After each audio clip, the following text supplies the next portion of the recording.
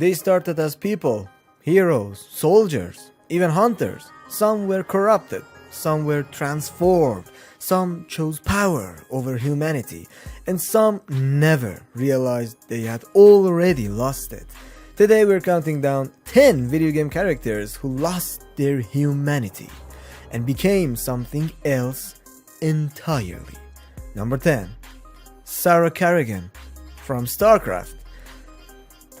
Sarah Kerrigan was once one of humanity's most elite operatives, a ghost, trained from childhood, gifted with extraordinary psychic abilities, feared by enemies and respected by allies. She was human. Then the Zerg found her, abandoned by Artorias Mengs during the events of StarCraft, whatever is that. Kerrigan was left behind on a battlefield she was never meant to survive. The Zerg didn't kill her, they changed her, they infested her, rebuilt her. When she emerged as the Queen of Blades, Sarah Kerrigan was no longer human in any biological sense. Her body transformed, her mind expanded. Her connection to the Zerg hive gave her influence over billions of creatures. What makes her story tragic isn't this physical mutation, it's the loss of identity. Fragments of Sarah remain buried beneath the monster. Memories, regrets, pieces of a woman trapped inside a weapon. The Queen of Blades is one of gaming's greatest examples of humanity being consumed by something larger, not instantly, but piece by piece. Number 9. Alex Mercer from Prototype. Alex Mercer begins his story believing he's human. That assumption doesn't last long. As Prototype unfolds, Mercer discovers a horrifying truth. The original Alex Mercer died. What exists now is the black light virus wearing his memories, his face, his identity, his life. Mercer can absorb people, consume their biomass, steal their memories, transform his body into blades, claws, armor, and weapons. Every new power pushes him further away from humanity, but the real horror is psychological. Mercer remembers being human. He remembers relationships, fear, pain, but he experiences them from a distance. Like reading someone else's diary, we all love that. By the end of his journey, Mercer isn't a man struggling with monstrous power. He is the monster. And humanity becomes something he studies rather than something he belongs to. Yeah. Number 8. Ludwig from Bloodborne. Ludwig the Holy Blade, of course. Ludwig was once a hero. I like this NPC. A legendary hunter. A symbol of hope. When the beast plague spread through Yarnan, Ludwig stood against it. People believed in him, followed him, and trusted him. But Bloodborne is a world where heroism rarely survives. We all know these kind of games, especially if they are made by From Software.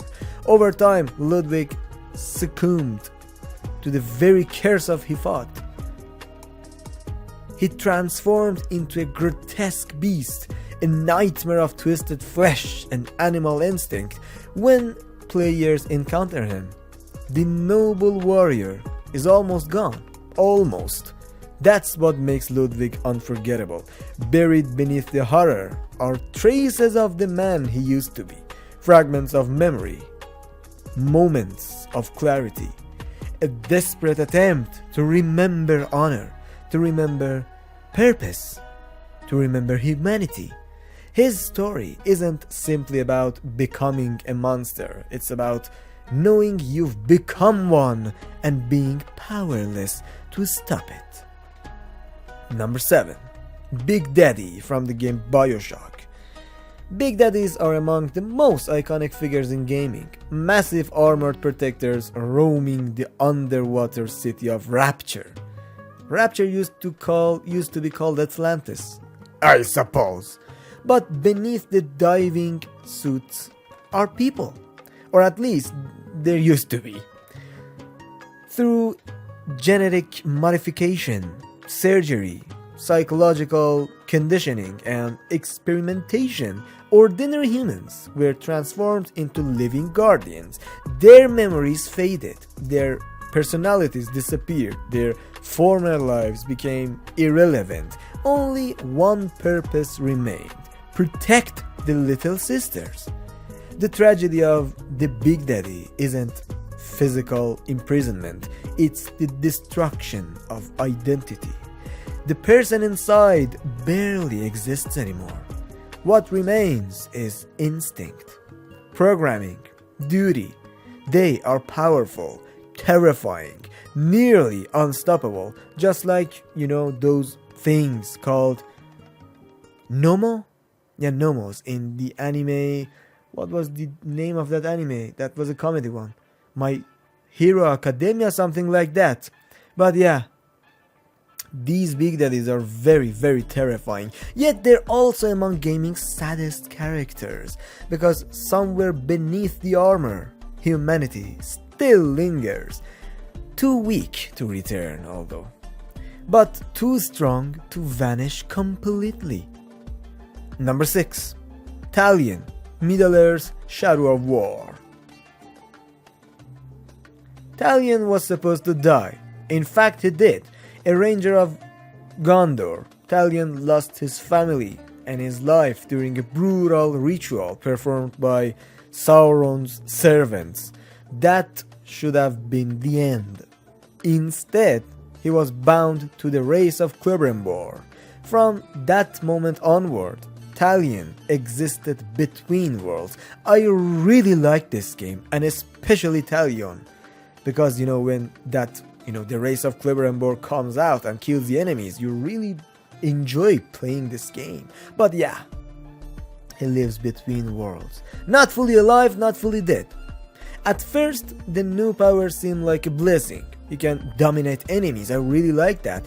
He can see into the spirit world, defy death itself, but every gift comes with a cost. The longer Talion relies on race power, the further he drifts from humanity. His relationships disappear, his old life becomes a memory, his purpose narrows into an endless war against darkness. Eventually, Talion makes the ultimate sacrifice. To hold back Sauron's forces, he takes one of the rings of power for himself. And the corruption begins, slowly and inevitably. The hero who once protected people becomes something closer to a Nazgul, a shadow, a servant of powers beyond mortal understanding. Talion loses his humanity not because he wants power, but because he refuses to give up. And sometimes sacrifice can be just as destructive as ambition. Number 5. The prince from the game Prince of Persia, The Two Thrones.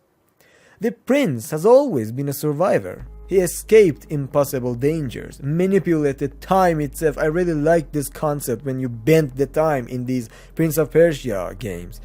He faced monsters, armies, and even fate, but his greatest enemy wasn't outside. It was inside him. During the Two Thrones, the prince becomes infected by the sands of time. The corruption creates another version of himself, the Dark Prince. Everything the prince tries to suppress becomes amplified. Arrogance, anger, violence, selfishness. The Dark Prince mocks him constantly, questions his choices, tempts him toward cruelty. Unlike many transformations in gaming, this isn't simply physical, it's psychological. The prince is fighting for control of his own identity. Every battle becomes a struggle between who he is and who he could become. That's what makes his story so powerful. The Dark Prince isn't a separate monster, he's part of the prince itself. Part of the prince himself, a reflection of humanity at its worst. And if he loses that battle, he loses himself. Not his life, not his kingdom, his humanity. Number 4. The Nameless King, Dark Souls 3.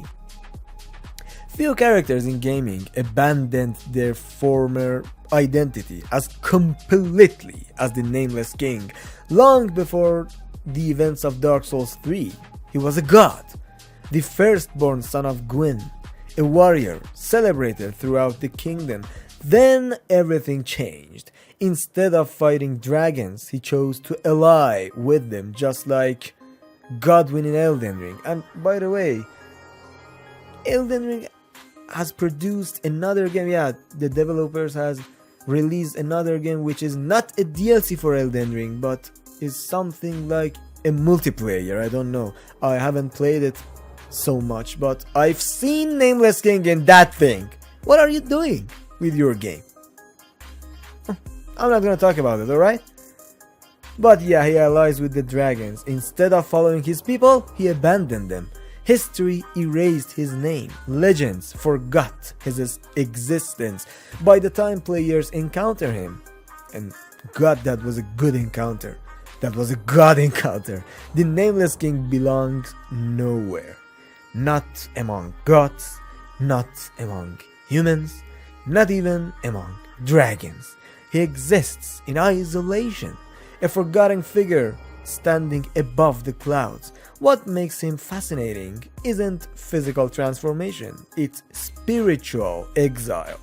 His sacrificed identity itself, family, legacy, recognition, and purpose.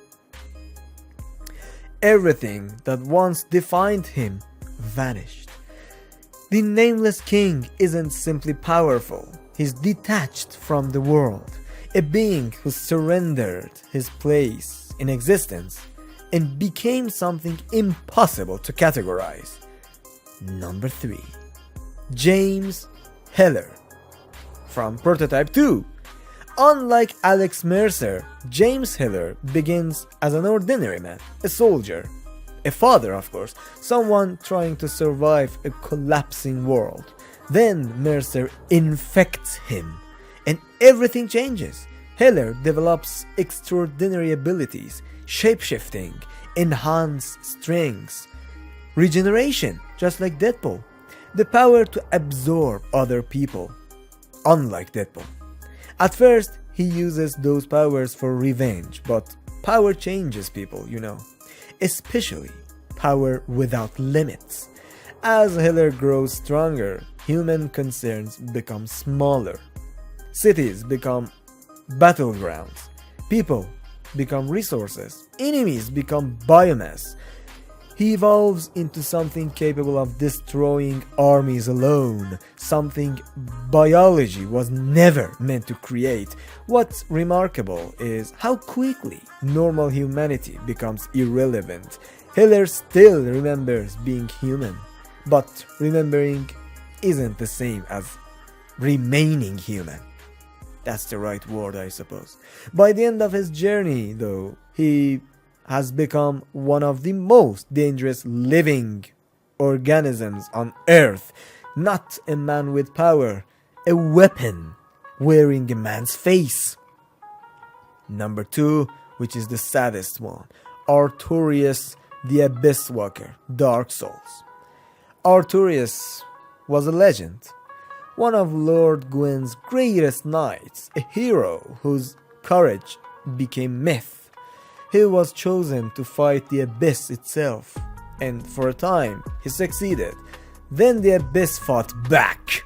When Artorias entered Olasar, if I pronounce it right, or Olakile, he faced a corruption unlike anything in the world, a force that devoured reason, identity, hope.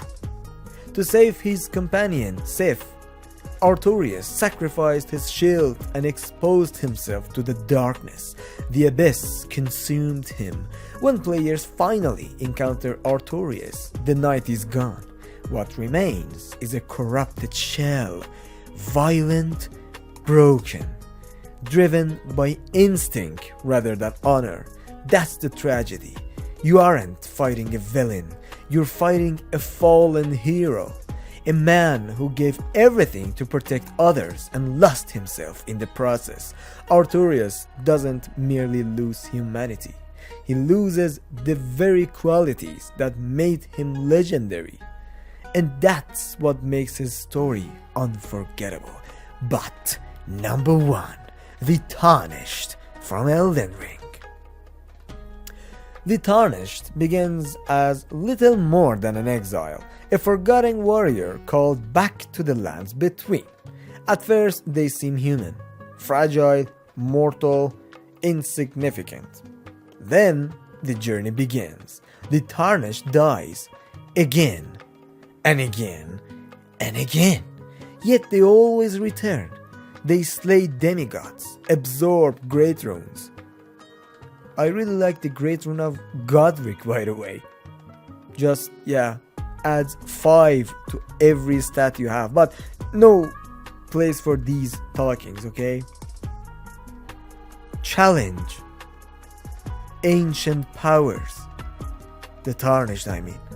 They defeat beings worshipped as gods. With every victory, they move further away from ordinary humanity. The Tarnished is no longer living a human life. Human beings don't survive countless deaths. They don't reshape reality. They don't challenge cosmic entities like Astel and determine the fate of entire worlds by defeating DLC Redon and everything like that. By the end of Elden Ring, the Tarnished can become Elden Lord. This game has got an S from me.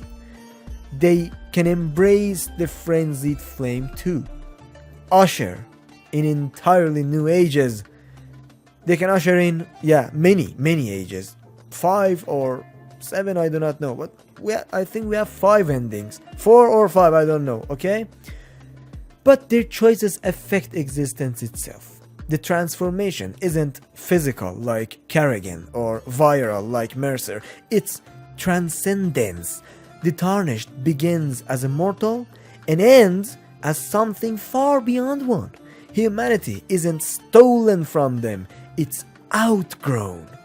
Last time we talked about characters who fought fire demons. This time we looked at heroes and survivors who lost their humanity completely. If you haven't seen that fire demon countdown yet, check it out next. Subscribe for more deep gaming breakdowns and you won't miss any original content. And I'll see you in the next one. Thank you so much for staying with me through the end of the video. Take care and farewell.